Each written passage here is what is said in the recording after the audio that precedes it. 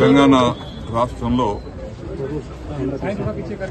గౌరవనీయులు రాష్ట్ర ముఖ్యమంత్రి రేవంత్ రెడ్డి గారి నాయకత్వంలో గత 6 మాసాలుగా ప్రభుత్వ పనితీరు, పరిపాలన, అంకిత భావం, పట్టుదల ఇవన్నిటిని నేను ఒక సీనియర్ రాజకీయవేత్తగా, ఒక శాసనసభ్యుడిగా గ్రహిస్తూ వచ్చాను. రాష్ట్ర ప్రగతి కావాలన్నా, పేదల కష్టాలు తీరాలన్నా, రైతాంగం హాయిగా ఉండాలన్నా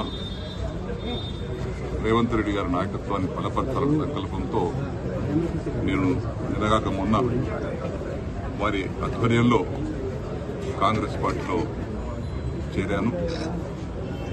వారి యొక్క నాయకత్వాన్ని బలపరుస్తూ నేను, నా కొడుకు, ఇది బ్యాంక్ చైర్మన్ ఉన్న అతను, మా మొత్తం సైన్యం అంతా, మా క్యాడర్ అంతా, నా కాన్ఫరెన్స్ ఉన్నటువంటి సైన్యం మొత్తం ఏ ఒక్కరు కూడా మిగలకుండా రేవంత్ రెడ్డి గారి నాయకత్వం బలపరచాలి, రాష్ట్రం బాగుపడుతున్న సంకల్పంతో అందరం కూడా పార్టీలో చేరాం.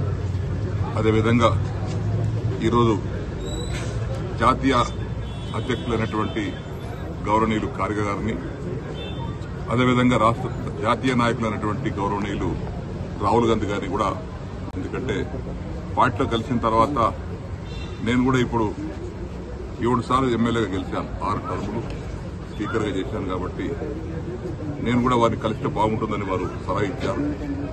ఈరోజు వచ్చి వారిద్దరిని కూడా కలవడం జరిగింది, వారి కూడా శుభాకాంక్షలు తెలపడం జరిగింది. భవిష్యత్తులో కూడా తెలంగాణ రాష్ట్రం ఇప్పుడే వారు మాట్లాడారు, అనేక పెండింగ్ సమస్యలు ఉన్నాయి.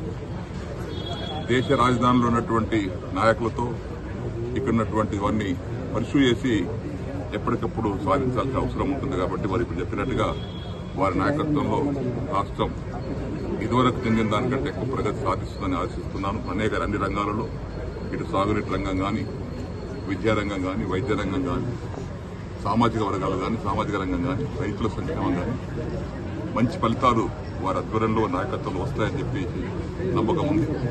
కాబట్టి వారి నాయకత్వం బలపడుతున్న అందరం కూడా వారు సమర్థవంతమైనటువంటి ముఖ్యమంత్రిగా పేరు తెచ్చుకుంటా ఉన్నారు, మంచి పని చేస్తూ ఉన్నారు. వారిని మేము మనస్ఫూర్తిగా మరొకసారి, నేను వయసులో పెద్దవాడిని కాబట్టి అభినందిస్తున్నాను. కాబట్టి ఈ సందర్భంలో మరొకసారి కాంగ్రెస్ పార్టీ, నేను కొత్త కాదు, నేను రాజకీయ జీవితమే కాంగ్రెస్ పార్టీ స్టార్ట్ అయ్యింది.